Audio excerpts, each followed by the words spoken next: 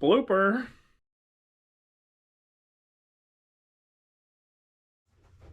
What's up, guys? Logan here with Logan Built. So, taking a little break from the suspension series of videos to fire up a new line of videos about transmissions. We've got a lot of new subscribers to the channel, a lot of new viewers, and I'm not sure that everybody knows that transmissions are my main form of business. So, today I want to start off with a little introductory video about transmissions, and we're going to talk about the terminology with these transmissions, specifically the Dodge 4748 stuff, because that's mainly what I do. So, some terms that you have heard thrown around. We'll start with the basics. 47RH, 47RE, 48RE. You might have even heard, if you're a first-gen guy, of a 518 or a 46RH. A 518 and a 46RH are essentially the exact same transmission. They're hydraulically controlled 4-speed transmission, so that's a 3-speed with an overdrive. And then the predecessor of that would be the 47RH, which would be found in a 94 to 95 Dodge. And that transmission is almost identical to the 46 518, except for it is a lockup transmission, and we will get more into what that means a little later in the video. But it is a lockup converter transmission, 4-speed, so 3-speed with the overdrive. They physically look the same as a first-gen transmission, with aside from a couple little characteristics, 3-pin connector instead of a 2-pin connector, or some things like that. And then 47RE, we're starting to get into the more commonly used phrases. A 47RE would have came out in 96, and they would have ran that in the Dodge Cummins stuff from 96 to 02. And that is, the RE means that it is an electronically controlled transmission, so it is not mechanically with a governor. It is actually controlled with a computer. And then in 03, 03 was actually a split year. Early 03 had 47 still, and later 03 they were all 48s. But the 48RE is the final installment of the 4-speed Chrysler transmission. That would be found in a 03 to 07 and a half Cummins trucks before they switched to the 6.7 and got the 68 RFE. So as far as terminology that might be confusing to you, we'll start from the front of the transmission to the back. The torque converter. Torque converter is, the best way to think about a torque converter is, a lot of people are familiar with how a manual transmission works. They understand that there's a clutch, you press in the clutch, it disengages the clutch pedal disengages the clutch, and when you want to go, you let off the clutch pedal and it reapplies the clutch and you take off. The converter is similar, except for without having a clutch pedal, all of the fluid coupling that's done is done inside the converter. So basically, this converter is spinning, there's a turbine, there's an impeller, and it is shearing fluid around it, and so that's why different stall speeds are created. And I don't want to get into stall speeds 100% in this video, because that is a lot to take in. That's a whole video in itself. But and then adding the lockup clutch to it is a lot like a manual transmission where you have the clutch. Lockup means that there's actually a clutch inside of the torque converter, and it is hydraulically applied with a solenoid in the valve body. And when you apply the lockup on the torque converter, it is now mechanically locked, just like a manual transmission would be. It is now 1-to-1. You no longer have any slip from that fluid coupling. So when you hear lockup, that's what that's referring to. Now, you've heard of triple disc and single disc and even double disc converters. And what that means is the amount of clutches that's in the lockup portion of the torque converter. A single disc converter has a single lockup clutch. A dual disc or double disc has 2. Triple disc has 3. A single disc converter is good for around 500 horsepower and below, something that you don't tow real heavy with. From there, everything that I do just skips straight up to a triple disc because I run all Gearin stuff in all of my builds. So Gearin doesn't build any double disc stuff because once you've exceeded the limit of a single, you really need to just go to a triple. And then beyond that, there is a extreme duty triple disc that basically has a thicker steel plate in between the 3 clutches that are in it. When you hear people refer to a billet converter, a lot of people think that that means that the whole converter should be billet, but that's not the case. What it is the cover on this converter that goes into the flex plate in the engine side of it is made from a single piece of billet. And the reason that is because the stamped steel factory covers, when you start increasing line pressure and you start increasing your stall speed and making a lot more pressure inside the converter, they tend to balloon. And converter ballooning means that this converter is actually trying to spread apart. It's actually just like a balloon where it's expanding and contracting. So the billet covers help remedy that issue. Moving from the converter, the first thing that the converter is going to put power through in the transmission is the input shaft. The input shaft is in the front of the transmission. This is what sees all of the load that the engine is going to give it, which is why the input shaft is the first thing to fail in a stock transmission that you're making more horsepower with. The output shaft is on the back of the transmission. This is where your transfer case, or if it's a two-wheel drive, a drive shaft will spline to.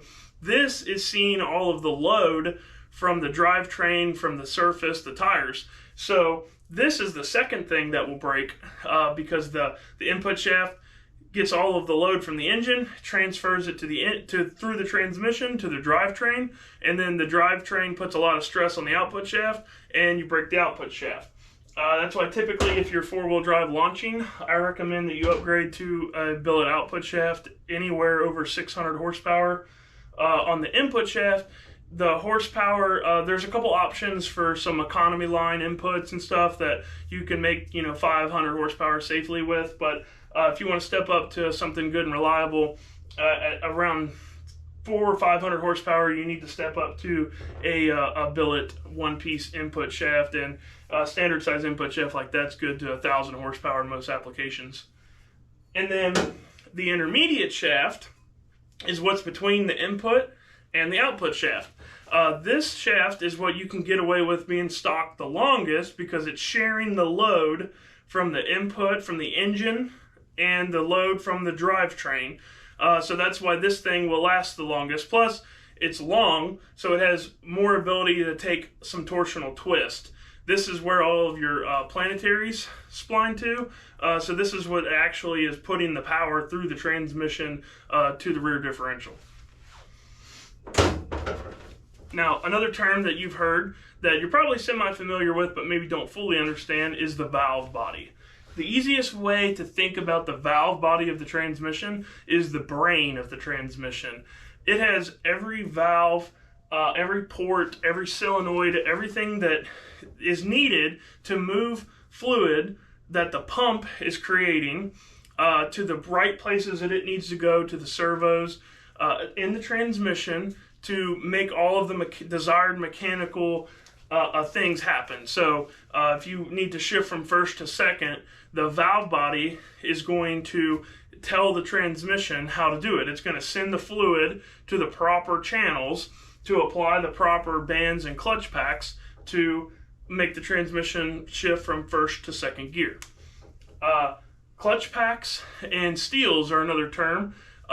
Clutches is basically exactly what you think it is. Imagine that manual transmission, because everybody understands what a manual clutch is. It's the same thing, but just a lot smaller and a lot thinner. There will be a series of these, and these will be applied with a series of steels.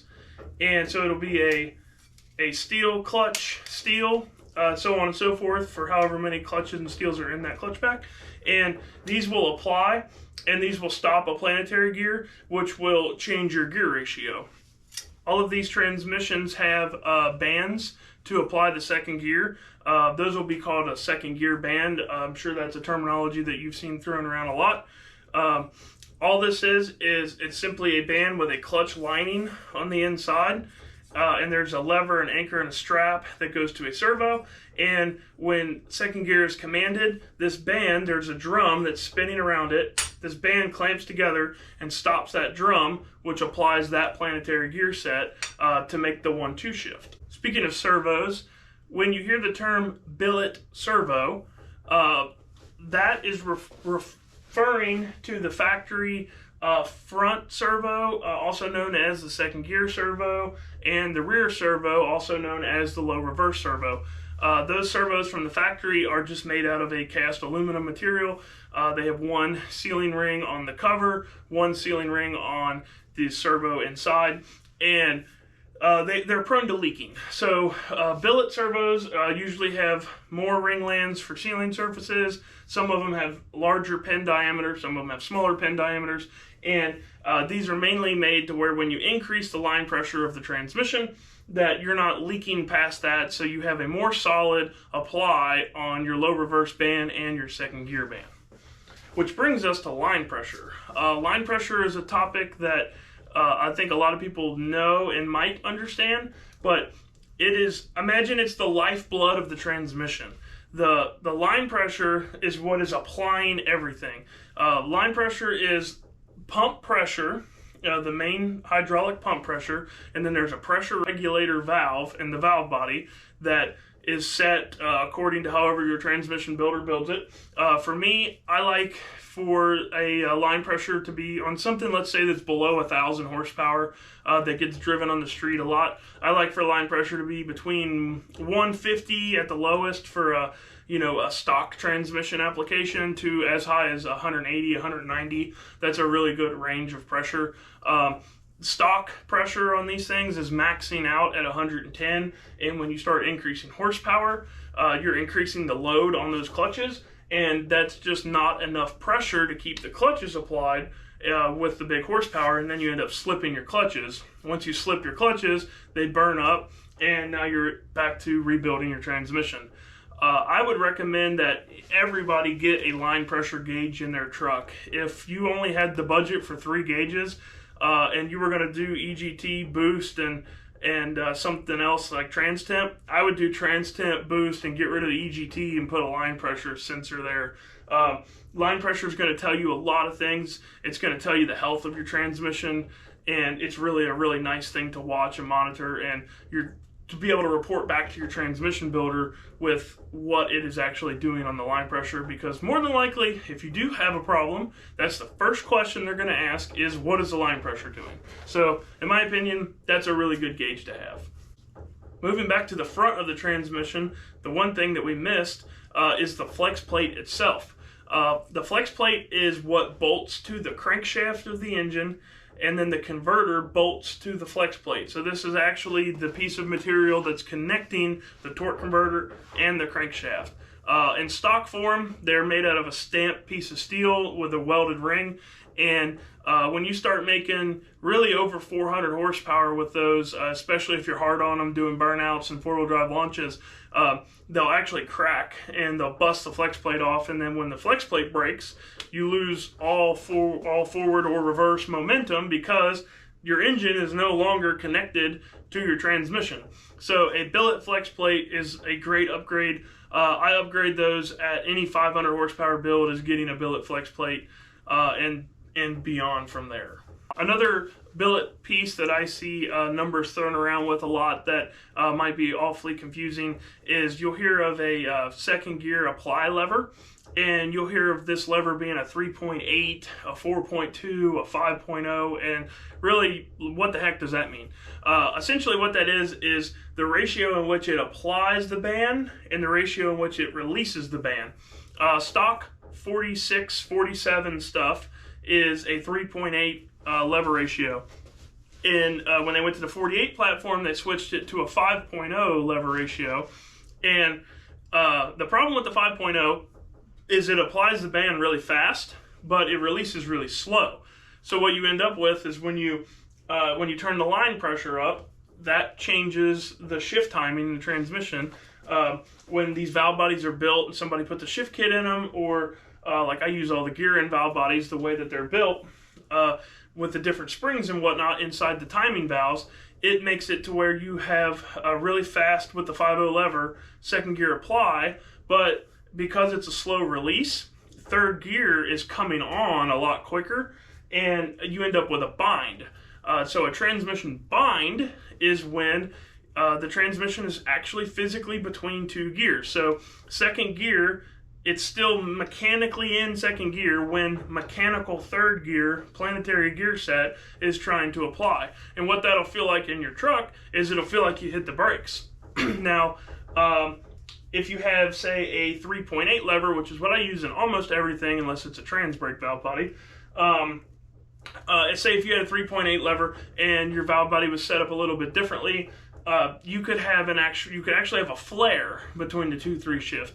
And a flare is where the second gear band releases before the third direct clutch pack applies. So essentially the transmission goes into neutral between the 2-3 shift. It releases before the third gear is applied, it releases second. So you end up with a rev in the engine RPM. That would be what a flare is. A flare can be combated, specifically a 2-3 flare, could be combated by, you could tighten the adjustment of your second gear band up a little bit, so that way that overlap time isn't as much. It takes a little bit longer for that band to come off before third comes on. And that's one of the reasons that I like a 3.8 lever, is because it gives you a little bit of tuning window with the actual second gear band adjustment to make a really nice shift. Now, some valve body specific terminology that you may or may not have heard before. Ranging pressure and constant pressure. Ranging pressure is how the factory does all of the line pressure management with the valve body, either if it's hydraulically controlled or electronically controlled. The hydraulically controlled uses what's called a TV lever, a throttle valve lever, and it's hooked to a cable which is hooked to your throttle. And as you give the vehicle throttle, it pulls the cable backwards, pulls the TV lever backwards, and will actually run the line pressure up. And then when you release the throttle, when you let off the throttle, it will let the line pressure come back down. And that's really for smooth shifting and for the longevity of the transmission, so that way the pump doesn't have to create a bunch of pressure all the time, and the hard parts on the transmission aren't under as much load from the added line pressure. The problem with the ranging pressure starts when you start to make a lot of horsepower, or if your TV cable is out of adjustment.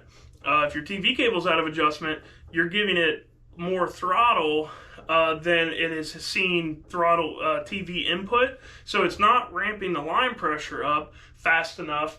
And what happens is you end up making too much horsepower for that given line pressure, and you end up burning up the clutches in the transmission. The 48 stuff, it actually has a TV motor, and it's an electronic piece that will actually turn the throttle valve back and forth itself based on what the ECM tells it to do. And those can be problematic as well, to where they're not giving it enough line pressure, and you end up burning up the transmission. So TV cable adjustment is something that's very important, and TV motor, making sure that you have a good working TV motor and that your PCM and everything is communicating correctly for the life of a ranging pressure transmission. Now, a constant pressure transmission is exactly what it sounds like. It makes constant line pressure. So this is really a gearing only thing in a full functioning valve body. And what I mean by full functioning is drop it and drive and go.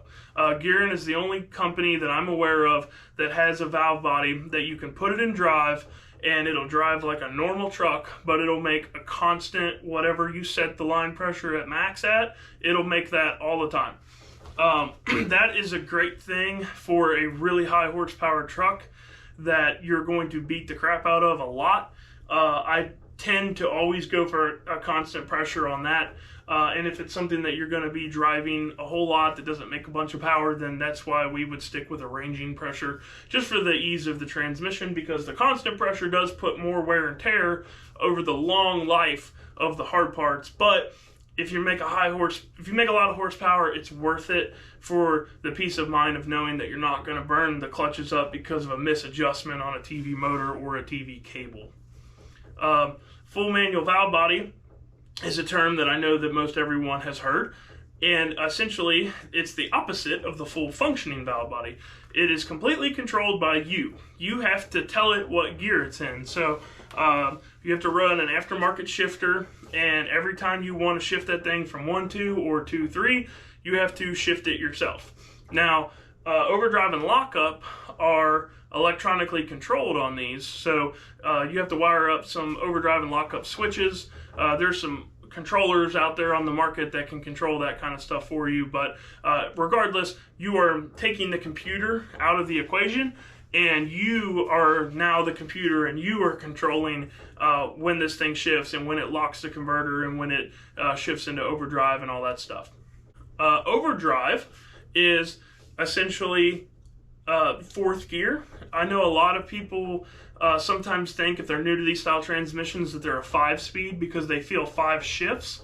But what you're actually feeling is the converter lock. And in OEM application, the torque converter won't lock until it is in overdrive. So that final shift that you feel, that feels like a 5th shift, is actually just the torque converter locking. Overdrive is when you're actually you're now below 1-to-1. So the first gear ratio in these transmissions are 245 to 1. The second gear ratio is a 145 to 1, and the third is direct 1-to-1. And overdrive is a 0.69 to 1. So overdrive allows you to really go a lot faster with a lot less engine RPM. So that's why when you're out on the highway and it goes into overdrive, it's only running 70 miles an hour at 1800 RPM. If you did not have an overdrive, and if it was just 1-to-1, even with the torque converter locked, at 70 miles per hour, you'd be 2800 RPM because of that gear ratio. So the overdrive was really a fuel economy thing and a way for you to be able to run higher highway speeds. I think that's a pretty good introductory video for terminology. I think I covered a lot of things that I think that might be in question with people and whatnot. And there's some more terminology that we will get into when we start getting more in depth with how the transmissions work and the different torque converters and how they're affecting with the different size turbos you have and the size of your engine and all that stuff. But for right now, I think that was a really good introductory, and I feel like we covered a lot of the terminology that I'd see just loosely thrown out there, and it's just like expected that everybody should know this stuff. So looking forward to doing this line of transmission stuff. Like I said, this is my main form of what I do for a living, is these Dodge diesel transmissions. So I have quite a bit of information that I'd like to share about them. And I think that once they're built properly, I think they're a really great transmission. I think that they have a really wide use of just, in a stock truck that you tow hay with, all the way to a full-blown, 4-second race truck. So I think they're a super versatile transmission, and can't wait to talk more about them with you guys. Like always, thanks for watching, and catch you on the next one.